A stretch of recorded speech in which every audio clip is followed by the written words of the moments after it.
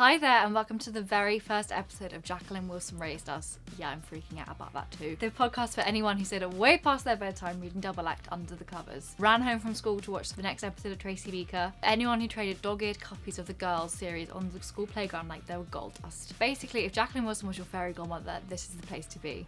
Let's dive into nostalgia together.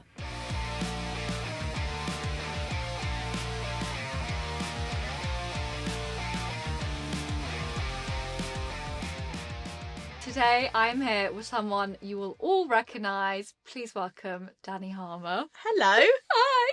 Hi. Welcome to the Jacqueline Wilson podcast. Thank you so much for having me. Thank you for being here and making my childhood dreams come true. Oh, you're welcome. I see what you did there. A little bit of the theme tune sprinkled in. That wasn't even intentional. Oh, wow. That was really clever then. Well done. Oh my God. I'm not Yeah. like, wow. No, that was just pure Just coincidence. It has been in my head all week, the theme tune. There we go. Because I rewatched the first episode again in preparation.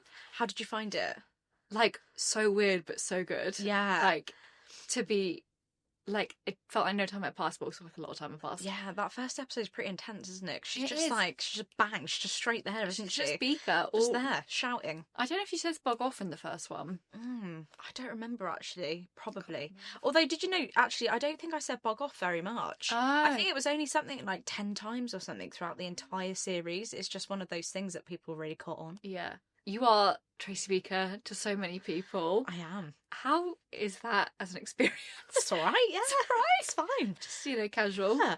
I mean, she's a huge part of my life, and she always will be. Yeah. I owe everything to her, really. Yeah. It's been, gosh, 20, I don't think, years now. Oh my God. I know. It's just absolutely crazy. And I mean, I'd never have known that it was going to be as kind of huge as it was. I mean, obviously, I knew who Jacqueline Wilson was before I did that part. I was going to say, did you know who she was? Of course, I'd read loads of her books. Okay. I hadn't read Tracy Beaker, but I had read all the other ones. But you were, like, young when you were Tracy. Like... Yeah, I got the part when I was 12.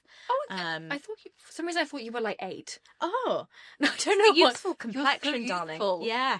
It's the good genes that I've got. Okay. Yeah. Okay, so you had read them. I'd read lots of Jacqueline Wilson books. I was a huge fan. So I already knew that there would be some interest in it. But when they, the idea for the show came about, it was going to be like little 15-minute episodes after school. Yeah. So I was like, well, when I get back from school, I like to just eat snacks. Yeah. I'm like, is anyone really going to watch this? I don't know. And then it kind of felt like it was just instantly successful. It was bonkers.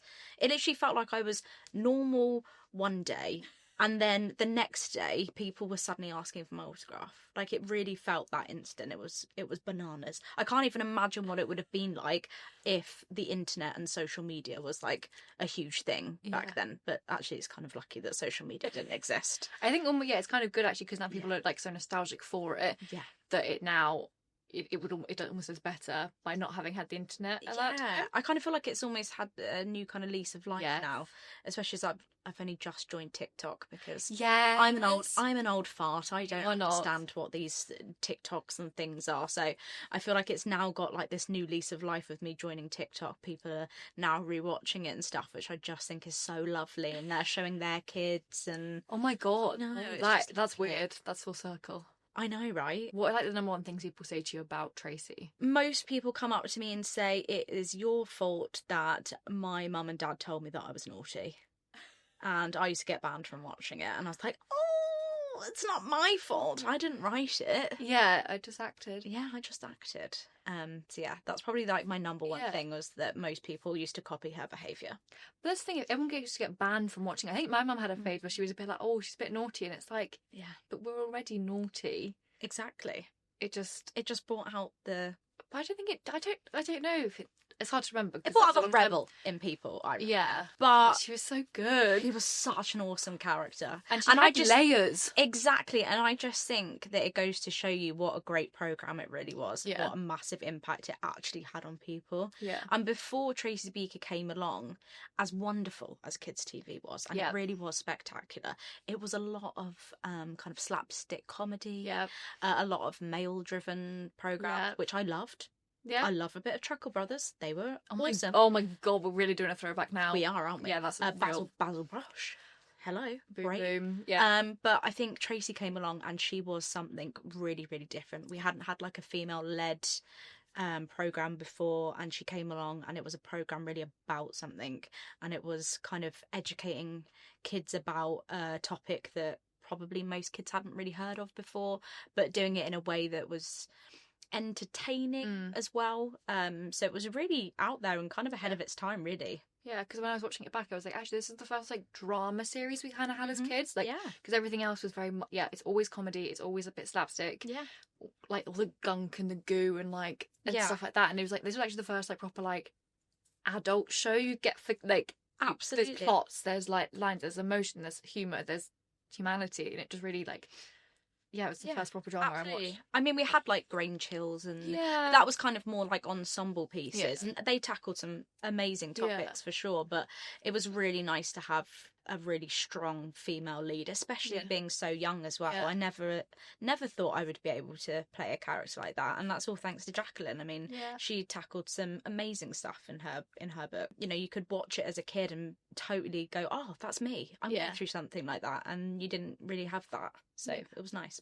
And I also think with Tracy, not that like there's a problem with being super girly, but I think it was really nice to have a female-led character that wasn't obsessed with dancing and dollies and pink and not. And she definitely wasn't. And like, no, there's nothing wrong with being like, I love that stuff as a little girl. That was me. Yeah. But I think having a different female character to aspire to and be like, oh, that's another way for young girls to be like, I don't have to be like those girls that are like into ballet. I can be something completely different, and that's okay. Yeah. And that was what Tracy was so great for. Yes, that's why representation is so important. I mean, also want to talk about your t-shirt, which is amazing. Protect the dolls, yes please. Yes, of course. You read a lot of the Jacqueline Wilson books before you even Tracy Beaker was in your life. Do you remember what your first Jacqueline Wilson book was? Oh gosh, I think my first one was probably Suitcase Kid, I think. But the one that really stands out for me is Double Act. Yeah. Because I feel like I was Ruby. Like, naughty. She wanted to be an actor. She was a bit gobby. I was like, oh, that's me. It's totally me. And I had a sister, not that we were twins. We've got quite a big age gap, but she was quite shy and timid, and you know, I'd kind of boss her around quite a lot. So I could really see myself in that character. And I loved Cliffhanger as well. I feel like we don't talk about Cliffhanger. I really liked that one. What was that? What happened in that one again? I can't remember exactly what happened, but I remember it being a really funny one. Yeah. So I remember that one. And Illustrated Mum. Illustrated Mum. I know. Star or Dolphin, who did you more feel aligned with? Well, actually, probably Dolphin, just because she was always kind of didn't quite feel like she fit in anywhere. And I very much felt that way at school. I went to a theatre school, which I absolutely hated with a passion, but I went there because it meant I could do what I loved, which was acting, and I could go away and I could work. But I did not feel like I belonged there at all. Like, as nice as my classmates and stuff were, a lot of them had like a lot of money and lived in these huge houses, and mummy and daddy were very affluent and had these huge cars, and I was like, oh, this is not me. This is not my world at all. I was there on a scholarship and just got very lucky. I just didn't belong in that world at all. So yeah, I could definitely identify with Dolphin for sure. I also think with like going back to Tracy, and this is present I think in all of Jacqueline's books, that she never condescends children. No, never. And like that was so different again with like the TV shows that we got. Like they were always so like not patronising, maybe, but kind of patronising. But you never got that with Tracy Beaker. Did you feel that on set? No, never. I think sometimes I think when you watch kids TV, and this is why the BBC is really good at doing what they do, that you just treat it as a drama. Yeah, it's not a kids drama. Yeah, it's just a drama, and that's how we've always done it, because kids aren't stupid. No. Like, kids will sit down and watch like any soap, any drama. They will connect with any character, whether that's a 50-year-old man. If they see something in that 50-year-old man that they connect with, that's what they're going to connect with. Like, they're not stupid. They understand. You don't need to talk down to them. And I think that's why the programs and Jacqueline's books do so well, because she didn't patronise. With Tracy, you said you hadn't read the book before you got the part? No. Did you then go back and read the books? Yes. What was your first impression of Tracy when you read the script? Yes. Well, instantly I was just like, oh wow, she's awesome. Like, you could tell straight away that she, obviously her anger and her pain comes from a place of hurt. Yeah. And it's not because she's a bad person at all. And she clearly has a heart of gold, and all she wants is just to be loved. Like, that is it. Everything she does, she's just striving to have that family. That's all she wanted. Everything she was doing, every move that she was making was just to be loved and to get that perfect family. And as soon as she meets Cam, that's it. That she's just trying to impress her so that Cam will fall in love with her. It's a love story. It's a love story between Tracy and Cam. And that's kind of that's what I assume what the book is about. Well, I will read it one day. I love that's really interesting. You've never, like, is it weird too though? I think at this point it kind of, well, to be honest, when I got the part, it kind of made sense for me not to, because I was like, okay, I've got the part now. I need to do my version of Tracy, because if I'd gone back and read the book. This is how I'm defending my choices, by the way. If I'd gone back... We won't tell Jacqueline when she comes... I think she knows by this point. I've spoken about it for the last 20 plus years. If I'd gone back and read the book, I think that might have, like, sort of muddied my version, because I do think the series went off in one direction, whereas the book very much stayed true to the book. I think it might have muddied my version of Tracy, and I feel like I got the part because I interpreted my version of Tracy and I had my idea of what my Tracy should be. So I feel like me not reading the book helped me get the part. And that's my story, and I'm sticking to it, guys. I mean, it's done me all right. I'm still sat here at the age of 36 still talking about the character, so I'm going to go with the fact that it worked. You have done so many, like, Tracy spin-offs as well. Exactly. I've not been recast, so it's done all right, isn't it? It's done very well. Do you have a favourite one that you've done? Oh, it's tricky.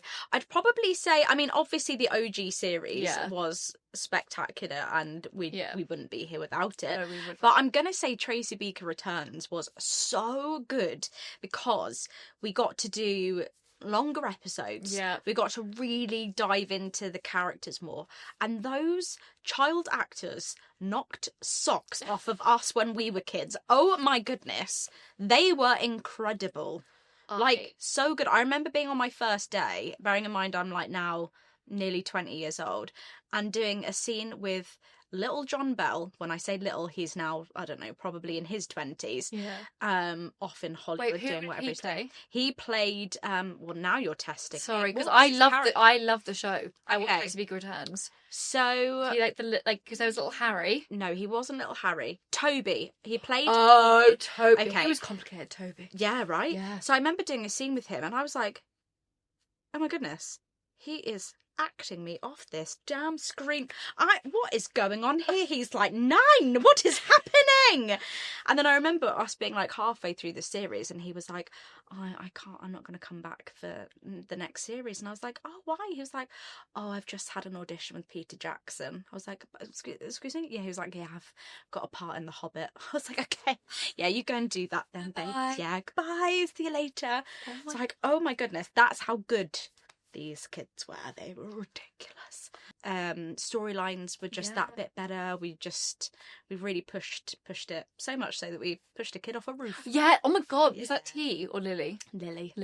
We got so many complaints. Really? Oh, so many. But like, you didn't actually push her off the roof. No, I mean, she fell, and she shouldn't have been up there in the first place. Exactly. That was the moral of the story. Don't go on roofs. So what people being like, you shouldn't promote this. Yeah, you know, the usual. You know. Oh my god, well, maybe you should just make sure kids don't go on the roof. Do you know what I mean? Like, there's a simple solution here. Yeah.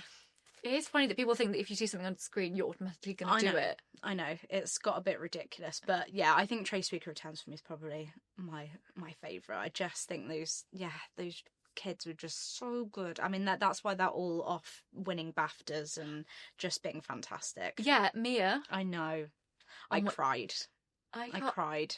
And I feel like she mentioned Tracy Beaker returns, I think, in her BAFTA speech. It was just such an awesome moment. I was jumping up and down, crying, being like, look at my baby girl winning a BAFTA. It's lovely. I love that show so much. I was like just at the end of the age where I was like, this is fine for me to watch. Absolutely, it's acceptable. It's a family show. It's a family show. So my sister was a few years younger, so I was like, oh yeah, I'm watching it with her. Oh, absolutely. Yeah, that's why I'm here. Yeah, of course. The new book, Picture Imperfect. Yeah. Jacqueline's second adult book. Yes. How did you feel when you found out she was writing for adults? Oh, so chuffed. So chuffed. I'm like, at last. Thank you, please. Yes. More of that. Thank so you. Good. Obviously, the whole sort of theme of it is perfection and, childhood dreams maybe not matching or excelling what you thought they were as a child. What did you think your life was going to be like when you were a child? Oh, gosh. Well, I kind of hoped that I would still be acting. So in that aspect, yay me. Yay. Well done. Congrats. I didn't think I would still be playing Tracy Beaker, so that's a surprise. That's nice. But pleasantly surprised, actually. So that's kind of cool. The fact that I can still play this character and go back to her and people still embrace this character and still want to know what she's doing. So that's really, really cool. Yeah. I kind of always hoped that I'd have kids. So that's a yay. Yeah. I did always kind of want to be an archaeologist. Oh. That part never happened. But you never know. There is still time. There is still time. I am only 36, so... How long does it take to train to be an archaeologist? I don't know, I feel like you need to have some degrees or something. These are like 3 years. I mean, I barely went to school, so the chances of me getting a degree are very, very slim. But you never know. Oh, yeah, there's still time. You never know. I've got a gold blue Peter badge. Does that count for anything? I honestly think Probably that's more than all like the A levels and like degrees put together. Did you guys like have to do like school on set? Yes, we did. We had a lovely tutor. Her name was Mrs. Rainbow.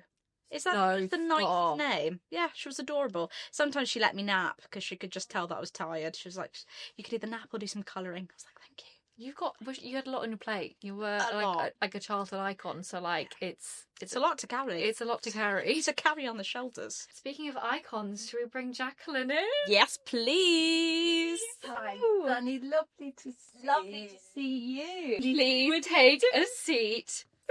Oh, look at us. Aren't we adorable? We look exactly the same. And did either of us ever think that all these many years later, Tracy, Dani, Jackie would still be... I know. Yeah. I'm going to ask all our other guests if they've met you before, but obviously we know you two have met many a time. We have indeed. When was the first time? Do you remember the first time you met each other?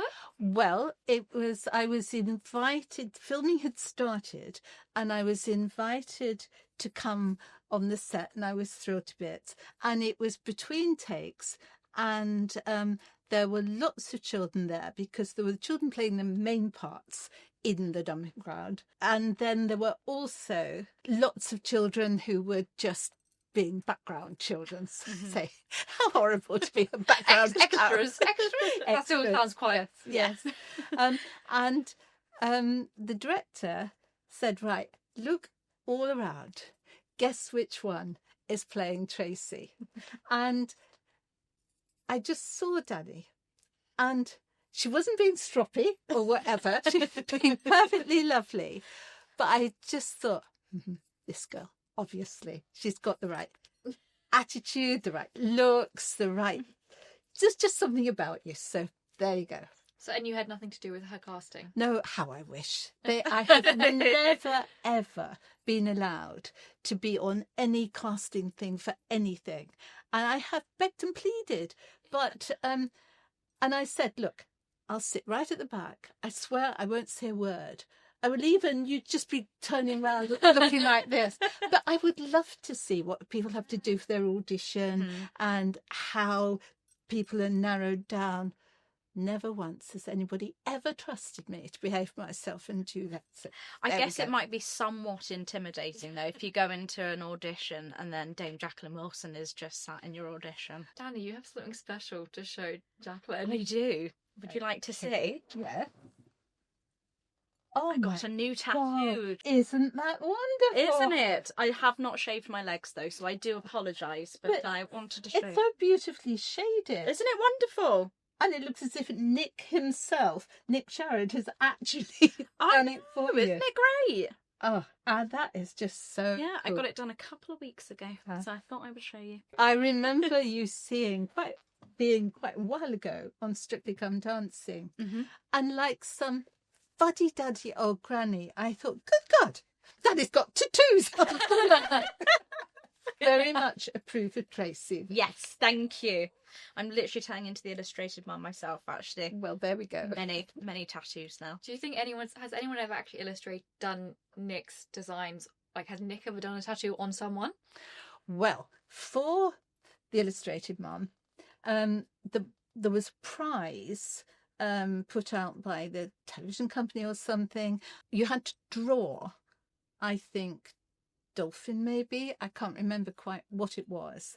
And then you would have afternoon tea with Nick Sharrett and Jacqueline Wilson. And we were quite up for that. And there were some really, really good drawings, but there was one that was particularly fetching, and so we both luckily agreed, yep, let's have this one. And obviously the child came with mum, and I mean, they were both absolutely fantastic. I mean, the child was just lovely, appreciative, artistic child. Mum could have been Marigold.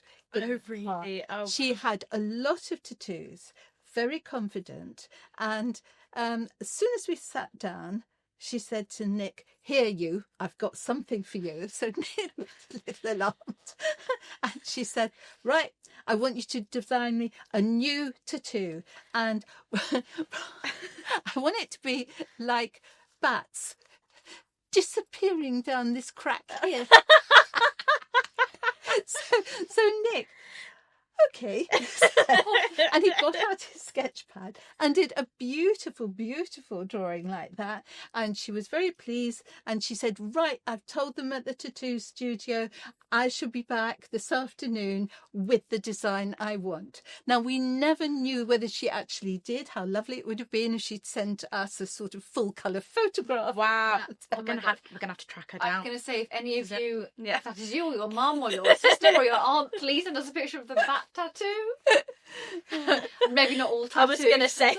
I don't need to see everything. Just, if that's you, please identify yourself. One of the oddest requests we've You had ever more had odd to get. requests? I mean, sometimes people do ask for very strange things, and often I get asked to actually write on children's arms or whatever, and I generally say, look, I think better a piece of paper, because maybe your mum or your nan won't approve of that, and you feel a bit weird writing on a child somehow. But now, Dani, I know you're a Queen fan, and once I queued up for Brian May's autograph because he'd done a very interesting book about Victorian photography, which I loved. So I queued up, and I got really quite bored in the queue. I hadn't realised how tiring it is just queuing up for everybody. But when I got to Brian May, he didn't know me from Adam. Why should he? But the person with him said, Brian, this is Jacqueline Wilson, and she has a lot of cues too for her because she writes children's books and they're quite popular. And he said, oh, yes. And it was very polite and lovely. And then he said, so I expect you have to do some very strange autographs, etc. And I said, yes, sometimes.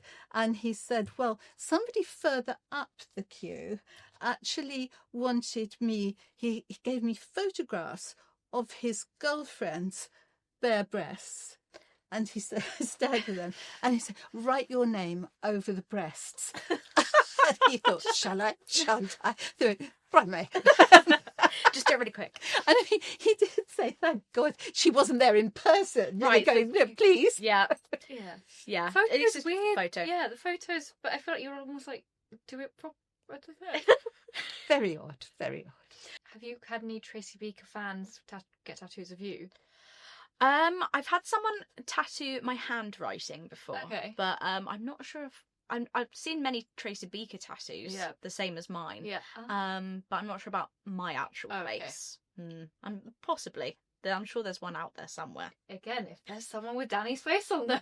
I've seen a few Bog Off tattoos. I was going to say, yeah, that's amazing. I think I might need a Bog Off one. I think that'll come next. Was Bog Off was in the book? It wasn't. It wasn't. In the book. Everybody thinks I invented it, but no. It was. I can't remember precisely who did the first few scripts.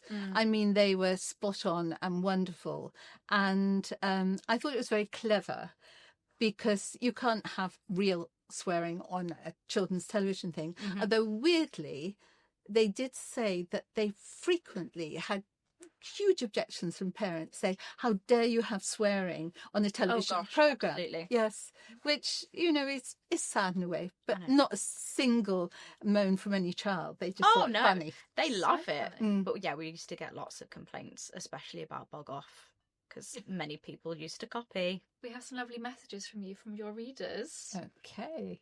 Hello, my name is Alice Connor and I was lucky enough to play Dolphin in the television adaptation of The Illustrated Mum. When I found out that Jacqueline Wilson was doing the adult sequel to this book, I was absolutely ecstatic. I'd actually just finished reading Think Again, which was the ultimate nostalgia for me.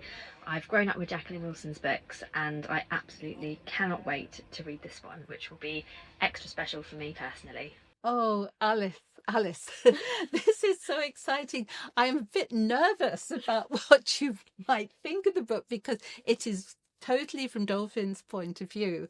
And that wonderful television series, how lucky I am, all these wonderful Which all over the place. And that you played Dolphin so well. I would absolutely love to know what you think about it. And fingers crossed, what a brilliant thing it would be, a reunion with you and the television star and of course Michelle as Marigot. God, can we make this happen, please? Yes. Can I just stand there and watch as well? Like some kind of weirdo. I know I don't belong in that universe, but I feel like they all. Do you think they all belong in the same cinematic universe? Yes, I think they do. And I mean, that time we did the event at the Barbican, yes, that was so wonderful because there was Dani, of course. There was Jess, who plays grown-up Dani's daughter, and there was the girl who played Hetty brilliantly in that series, and then there was the girl who played Katie in the adaptation of my book Katie, and there were these 4 young women. Well, Jess was very young women. She was women, and I just felt like fond mum. I really did. My girl. It was such a lovely evening, yeah. It was. Being able to celebrate you and... Well, I celebrated all of you. Oh my God, this is so It was lovely. Yes. But yeah, I think Tracy and Dolphin would get on very well, actually. I think they would, yes. I think they would be besties. Yeah. Obviously, this is our first podcast, and in a few weeks, Picture Imperfect will be out and the rest of the world will get to read Dolphin's story. I have read it and I can't wait for everyone to see what happens to Dolphin. How are you feeling about it? I am slightly nervous about it. I tried so hard and I feel I've got it right. I've got the right ending. But because it was a very serious, slightly different book for me to tackle, I think perhaps a lot of people will want some fairy tale ending for everybody. And, Picture Imperfect sums it up. I think it's got a very satisfying ending for all 3 major characters, but it's not particularly, I think, what some people will be expecting. So fingers crossed, people will like it. I'm sure they will, no doubt. We have some more messages. I'm Chelsey from Nailed It by Chelsey. I'm a nail tech and I actually specialise in Y2K nostalgic nail art. This book meant so much to me. This is my original copy of The Story of Tracy Beaker. I can relate to so much of Tracy's self-esteem issues and her projections, you know, when she would tell her peers that I can't make a Mother's Day card because my mum's on like a world tour all around the world. Like, I used to do that so much. And I know that, you know, with Jacqueline Wilson's writing, it was quite heavy,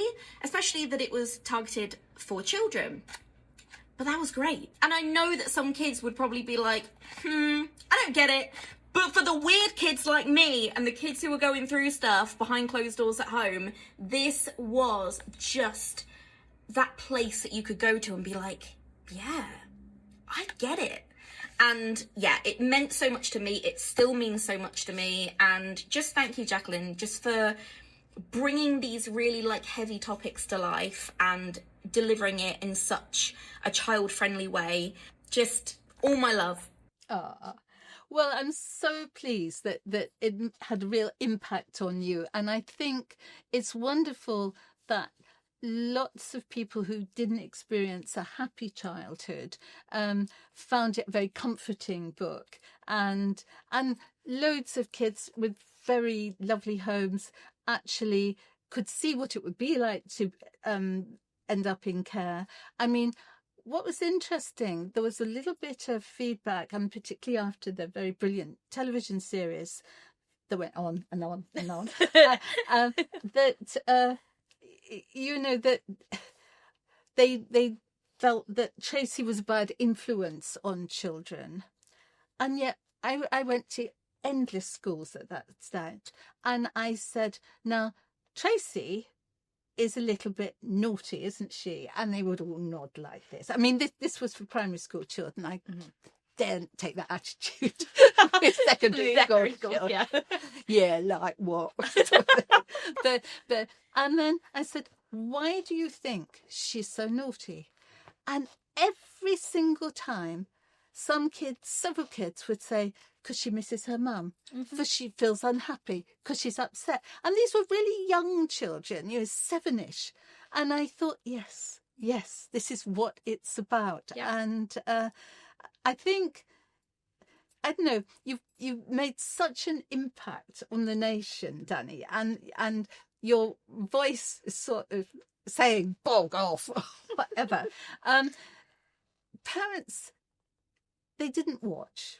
They glided past and hear a child being angry or upset and thought, why is she being disrespectful? And inevitably, and I mean, since writing Tracy, I am proud ambassador for the East Sussex Foster Care Association. I used to go and give talks at the Fostering Network. I have met countless kids that have been in and out of care and everything. And I just feel that you're not generally going to find a very polite, happy, well-adjusted child if they've had different foster homes, been in a residential home or whatever.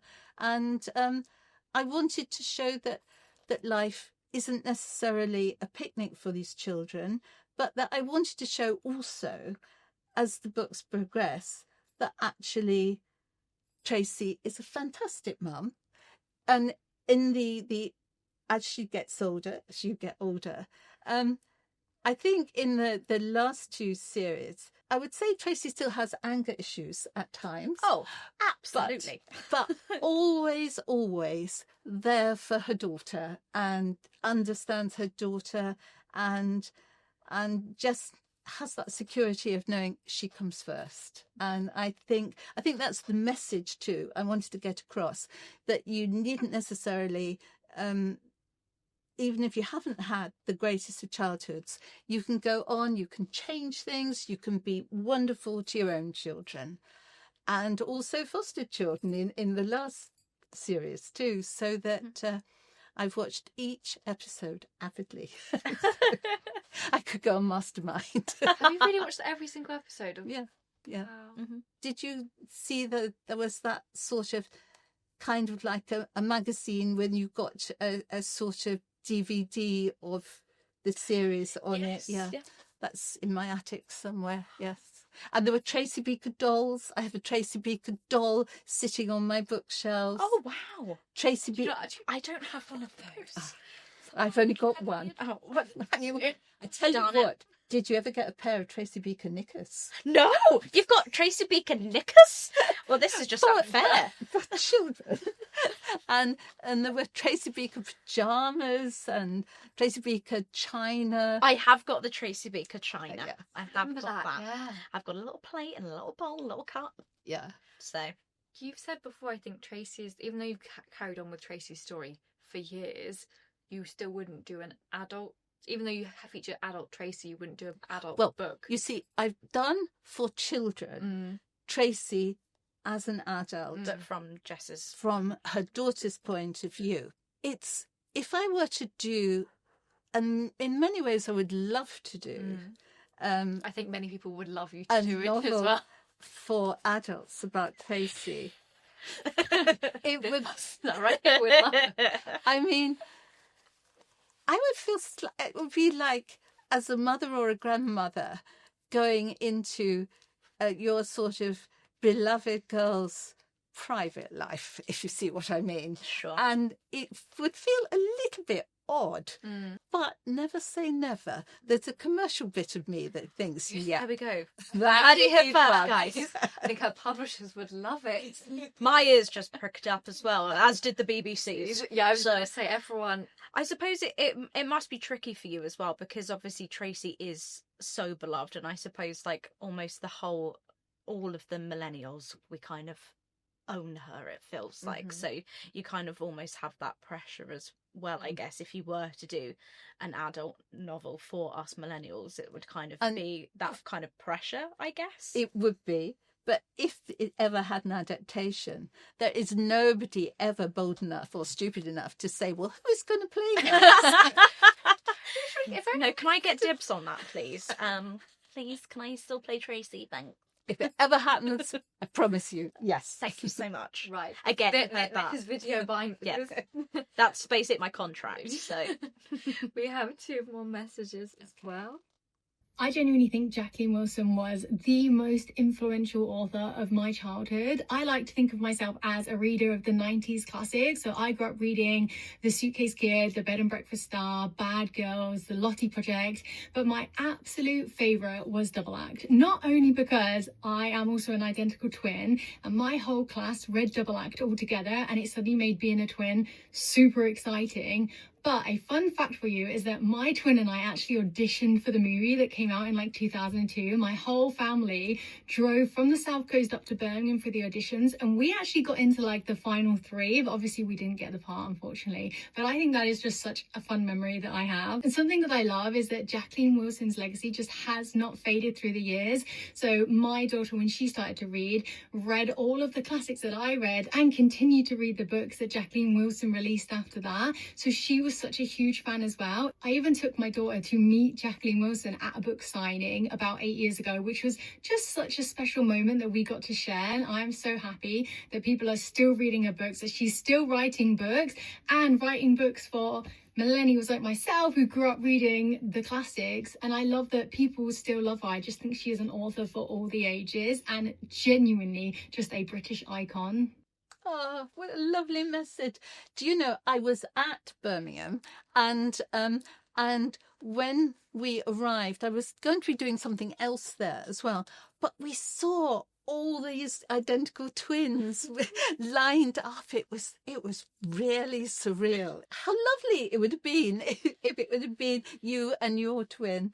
Though I invented Ruby and Garnet simply because I was an only child. I always wanted a sister, particularly a twin sister. In fact, when I was very little, I made one up because I wanted one so much. And yet when I came to write about it, I realised that actually, if you've got slightly different personalities, you're going to have a bit of a conflict there. So I loved writing it, and I thought the adaptation was very, very good.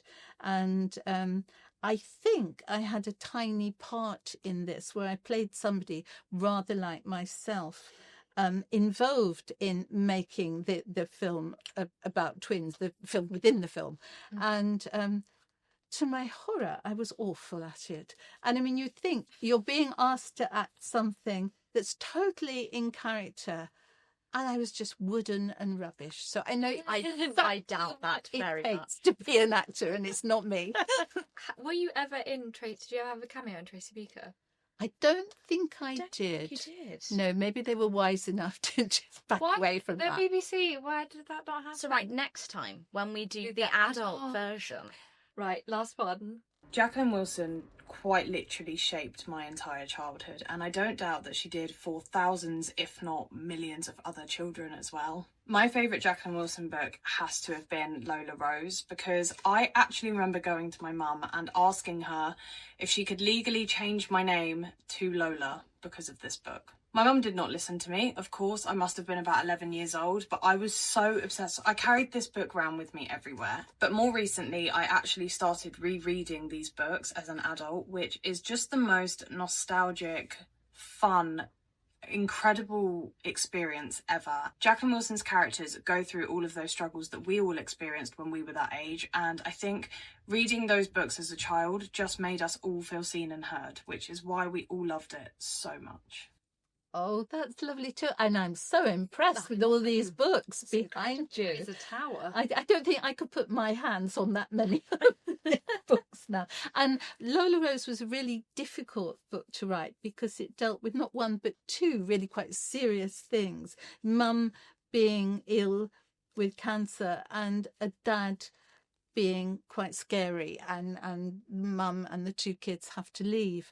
And so I was really treading very carefully because, you know, I want to be realistic, but not so realistic that it gives a sensitive child a real worry and all the rest of it. But it was a satisfying book to write, but though a challenge. But the character I liked best in that book was Auntie Barbara, who, when there were real crisis times for those kids, and she came along with bags of goodies and just looked after them beautifully. But I saw on Nick Sherritt's brilliant cover for Lola Rose, it reminded me that there's sharks there. And Lola Rose, like many children, feels that if only she could conquer some terrible fear that she's got, somehow something magical might happen that will solve all these awful problems I've given these poor kids.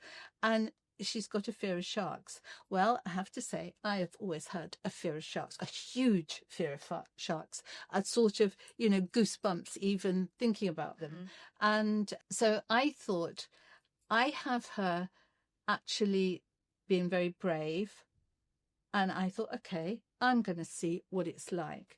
And so I took myself to the London Aquarium and stood in front of that blooming I can feel the goose pimples. Oh, gosh. And there are these, and I mean, you obviously know there's that glass. Mm-hmm. They can't get at you. And there is something to be scared of. If I was in the sea and there was a shark, yes, yeah. Terror is obvious. But I tried and tried and tried. And then I actually managed to last the hour. I was still just as frightened at the end. Wow. That's the beginning. But somebody, one of the aquarium attendants, had been watching me and said, "You're clearly so interested in sharks. It's wonderful just watching their behaviour and their beauty and everything." And I said, "Oh, thank you, yes." And he said, "Look, I'll give you a present." And he gave me a tooth, a shark's tooth. And I said, "Thank you so much." And I did wonder about having it turned into jewellery or something, but that was maybe going a tad too far. Still in a little matchbox or something, I got at home my shark's tooth. Wow. To remind me that I was a bit of a wuss and never quite conquered the fear, but I felt, happy that I'd done my research to see how poor Lola Rose managed things. I thought, well, there is a show called Celebrity Infested Wolf. Oh, I've read about that. And Helen George, an actress that I particularly admire, Good wife, yeah. who apparently is not only scared of sharks or whatever, but also scared of actually being in the water. And I thought, brave woman. Yeah. I hadn't been able to watch it to see how she got on. You won't be signing up. I was going to say season two. Oh.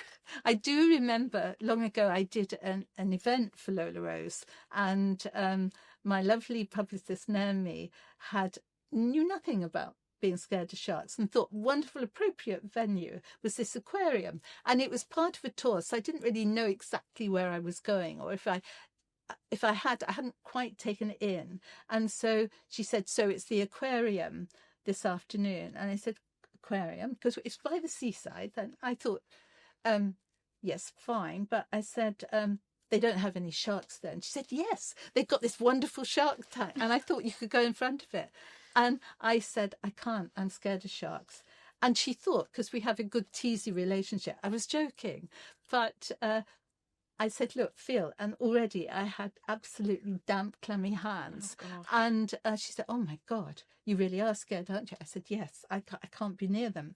So she tried to, with the person who running the aquarium, was there any place else I could give the talk? But already they'd set out all the chairs in front of the shark tank. Oh, no. And so I am very much a show must go on person. So I said, okay, as long as I don't have to see them, as long as I have my back to it, then I'll do the talk. And so I did. I must have looked a bit wooden because I didn't move my head from side to side, just in case I saw one looming. And I got through it. And then, thank God, by that time, Naomi had managed to organise so that the signing queue were way away from the sharks. So we don't want to disturb the sharks. Or the author. Gosh, well done. Well done, Vic. Never had such a scary experience in my life. Okay, let's completely switch up and leave the sharks behind. Yes. Go back to books. Yes. Okay, so obviously Tracy was, lots of people said she was a bad influence. She wasn't the only bad influence in your books. You had Tanya in Bad Girls, Chloe in Sleepovers, my favourite book, and obviously Girls in Love. Why did we have so many bad girls in the book? I think they're not absolutely bad, wicked girls. Tracy in particular, she's very good with younger children. Even with Peter, she does make friends with him in those early episodes, and she likes little children. She's difficult with people in authority. Yeah. But why wouldn't she be? Most people are. Yeah, fair enough. And so I don't think some parents would think she was a bad influence, but I don't think she is at all. No. And in Bad Girls, Tanya, again, has had a very difficult childhood, in and out of care, and she does shoplift, which obviously I don't approve of. But she also tries to be very kind and protective of Mandy, this middle-class little girl who needs looking after and is being bullied herself. Chloe, I find it quite difficult in Sleepovers because she is a mean girl. She is. She really is. She's a mini Regina George.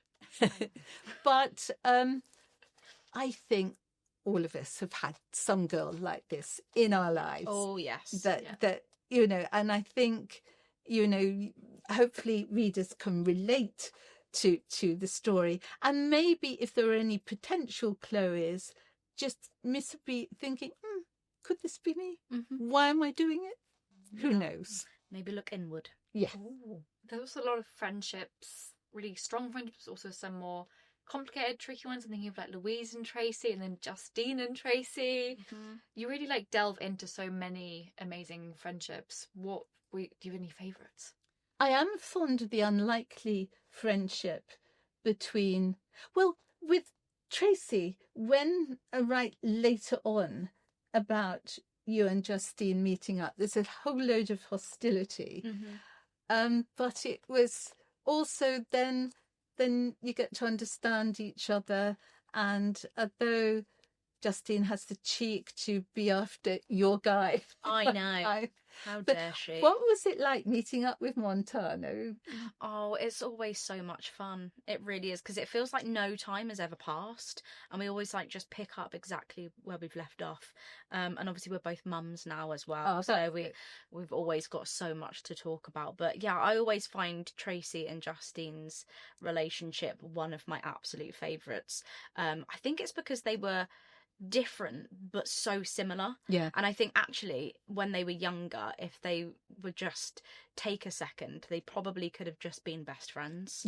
And so that always kind of fascinated me, and I think our chemistry, mine and Montana's, on screen just worked so well, and it's continued to do so all of these years later as well. So I did enjoy in the last series that you were pregnant.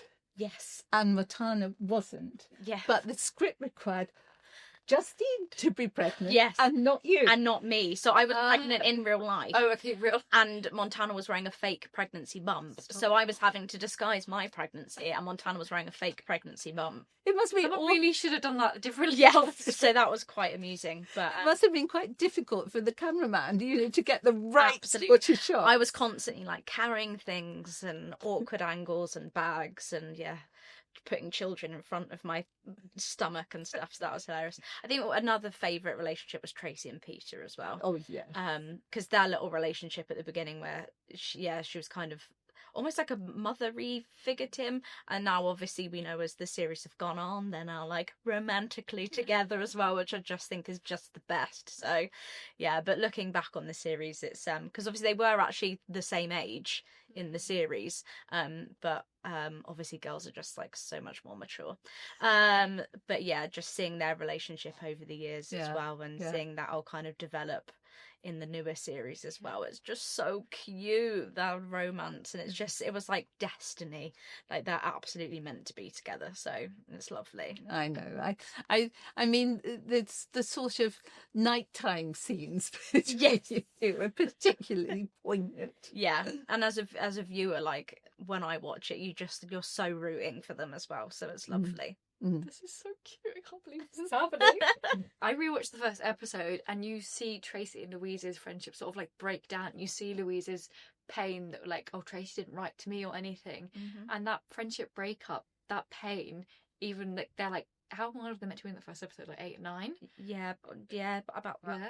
And even now, like my late 20s, I'm like seeing them like, oh, I remember that pain of being a young girl, and you see that your friends who aren't your friends anymore, and you like capture that so well, that friendship breakup and that pain in so many of your novels. And I think it's what parents forget, even though they must have gone through something like that themselves, that if your best friend breaks friends with you for whatever reason, and then they're off with somebody else and you're left behind, it hurts. It hurts so badly. So that I wrote about the sort of things that adults take seriously, like parents splitting up or a child having to go into care.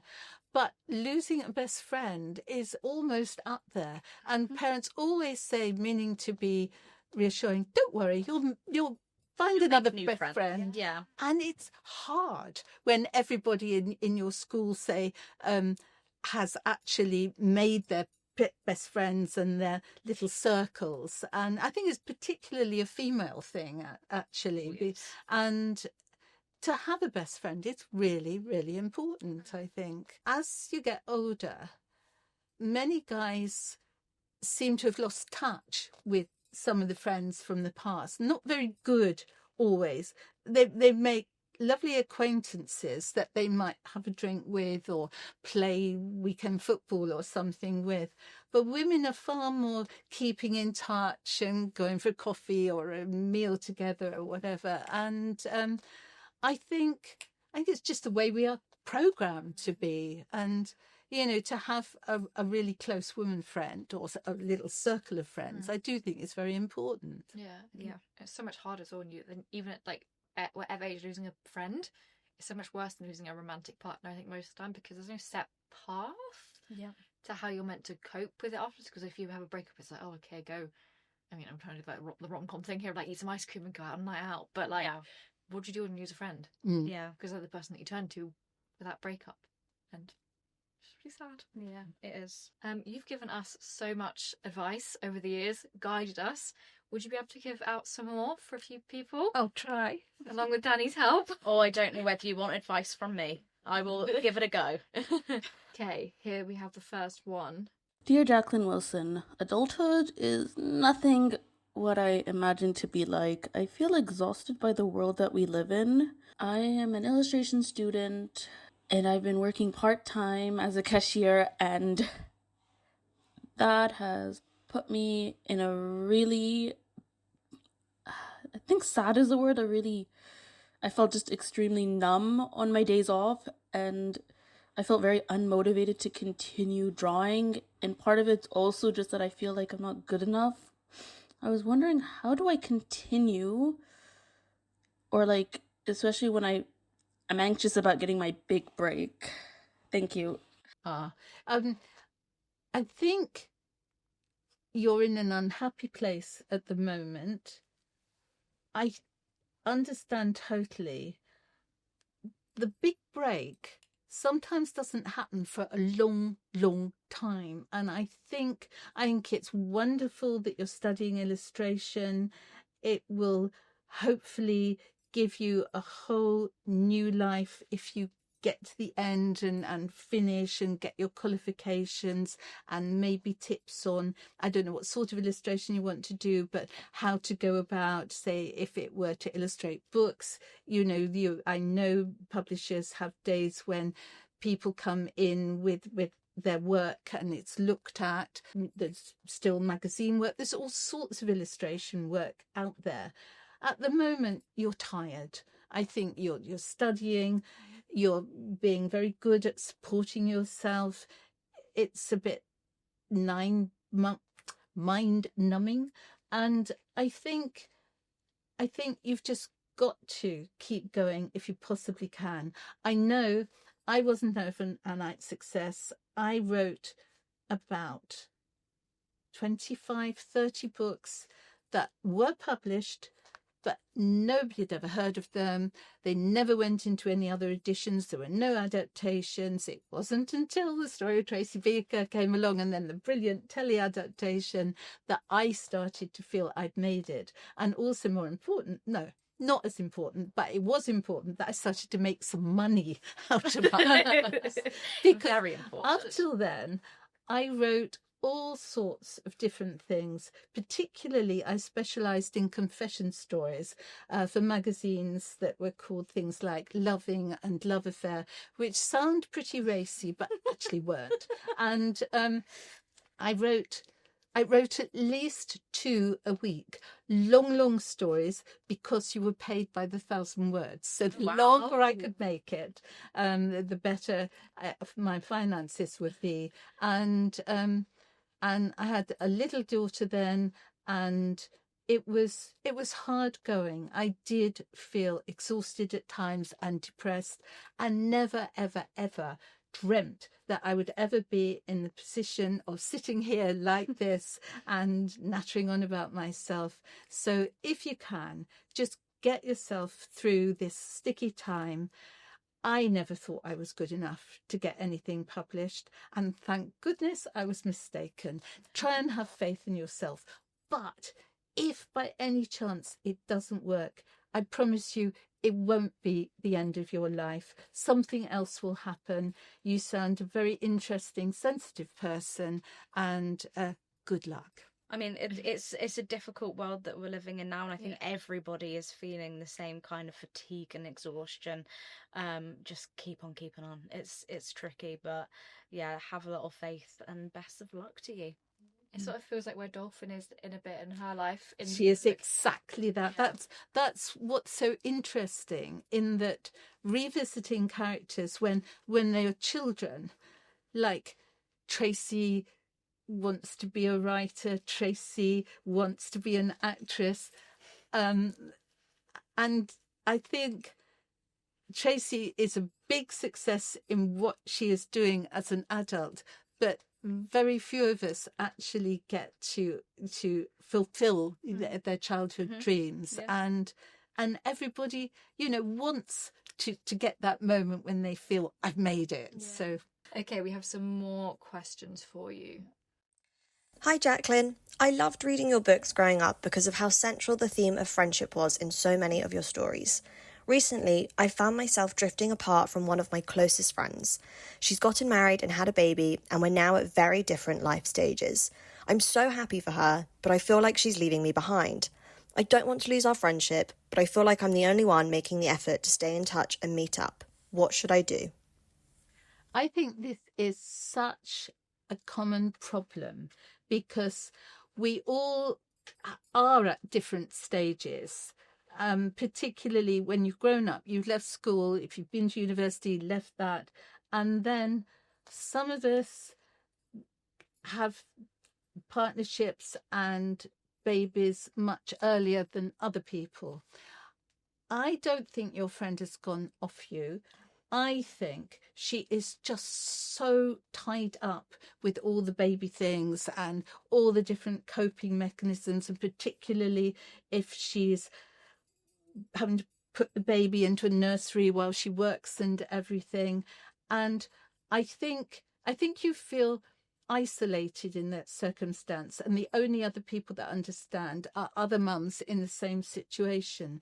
I would hang on in there. I know it's very irritating to say find other friends, but do try. But wait, you will find, I'm pretty certain that at some other stage, the child would have become older and more independent. And I don't know if your circumstances will be different, whether you want them to be different or not.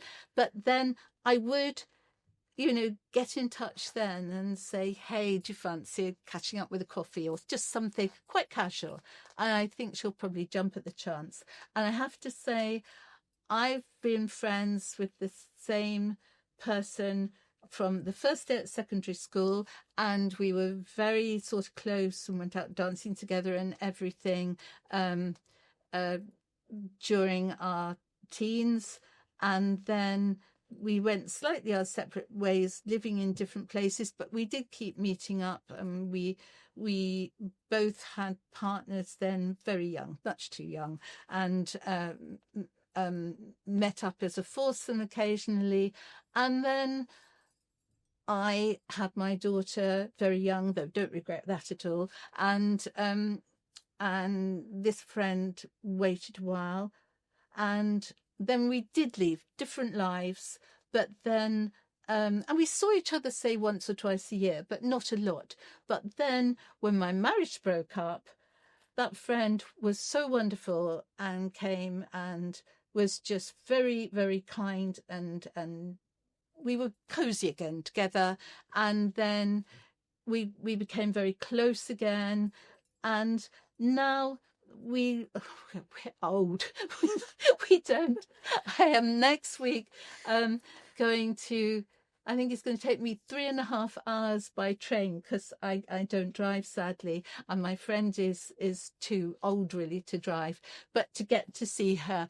And I know when we meet up again, we last saw each other about 6 months ago, but it will just be like we're giggly schoolgirls all over again. Friendships can actually almost disappear, but then they will come back again. So I hope that is the same for you. Oh, absolutely. I'd just say, just have some patience. I know when I had my first child, it felt like everyone vanished off the face of the earth. They really did. And I wish people just had like a bit of patience.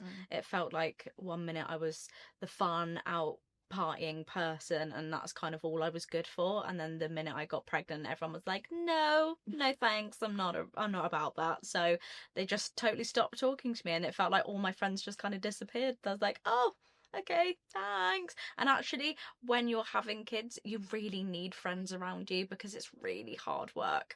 So I would just say, just stick with it, because the friends that did stick with me, I value them so much. And yeah, I can't thank the friends that stuck with me enough. And I love them dearly. And I know that when they have kids, if that's what they choose to do, I will be the by their side day and night for whatever they need from me, because I needed them so badly. So thank you, friends, for staying with me. Thanks. And we have one more. We need some words of wisdom for.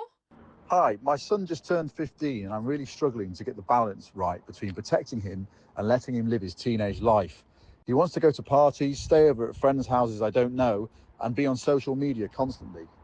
I want to trust him, but I also know how quickly things can go wrong.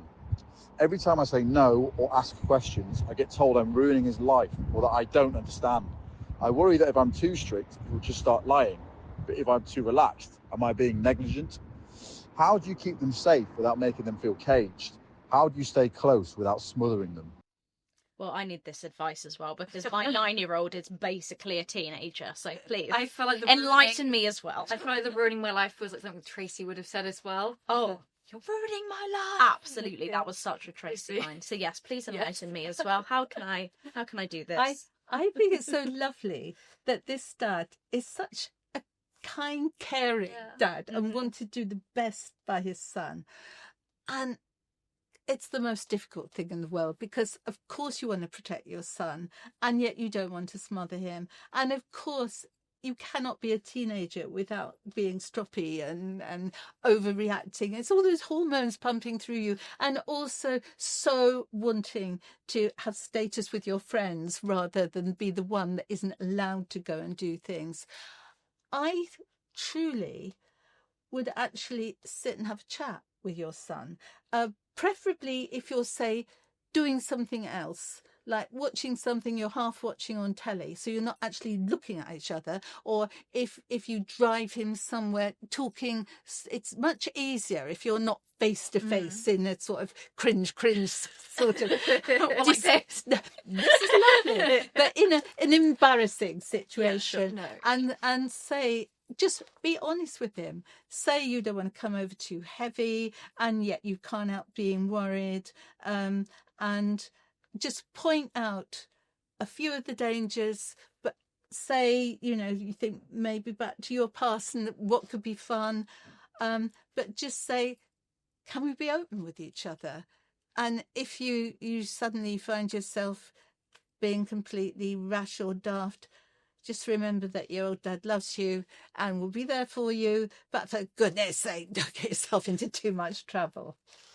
What do you think? Yeah, no, I'm trying to navigate this whole kind of, I feel like the kids are getting younger and younger with wanting things, and I feel like it's only a matter of time before my daughter wants to have the phone and go on the social media, and I'm very much like, no, you're not having it. But I know that I also don't want her to be the kid that gets picked up and not having what everyone else has. So it's a kind of fine line, but I'm also very open and honest with my kids as well. So I always think honesty is the best policy. I think it is kind of a good sit down chat and just be like, I really don't want you to have it, and here's the reasons why, and then hopefully it will just and maybe the son will just storm off and say, oh, Dad, give it a rest, or ruder things, but it might have sunk in, and it does, and so fingers crossed for you.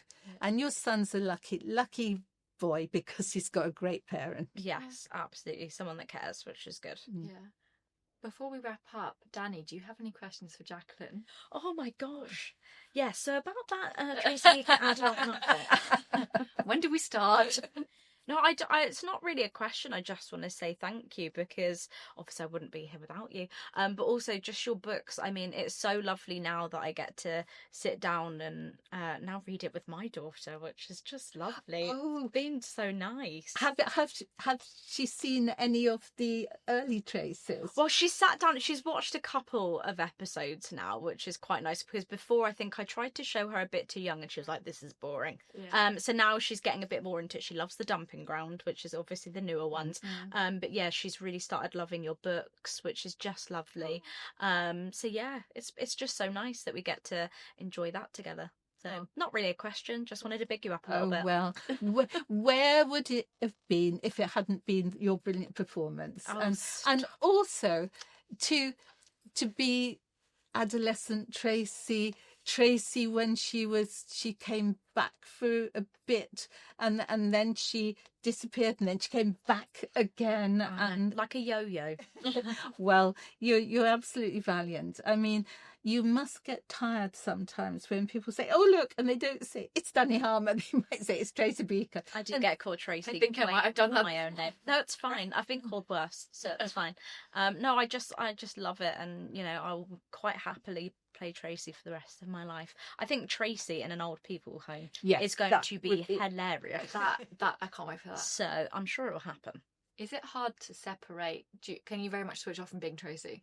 Oh, absolutely. I'm so different from Tracy, so it's quite easy for me. And I think when people first meet me, they're very much like, "Hi, are you?" Because they feel like I'm probably just going to shout in their face. And I'm like, "Hi, oh my God."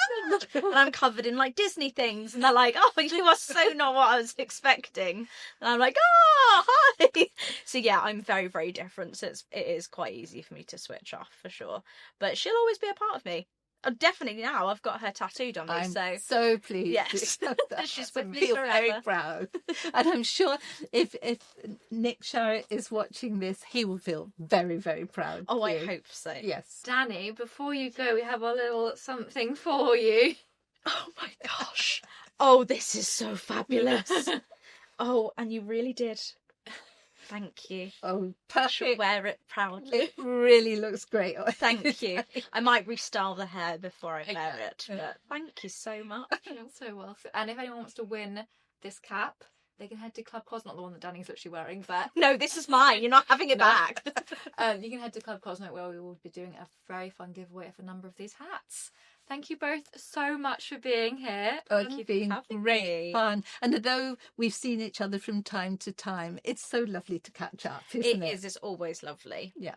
Guess we can just say bog off now. Yeah. Bog off, guys. Bog off. Bog off. Bog off. Thank you so much for listening to the Jacqueline Wilson Raised Us podcast. This has been made in collaboration with Penguin Books and Cosmopolitan UK. This series was hosted by me, Lydia Venn, produced by Hannah Twigg, and coordinated by Hannah Winter. It was recorded by Megan Beattie, and our designer was Alex Hambis. Special thanks to Becky Shaw and Nina Lewis, as well as Jacqueline Wilson herself and all our guests.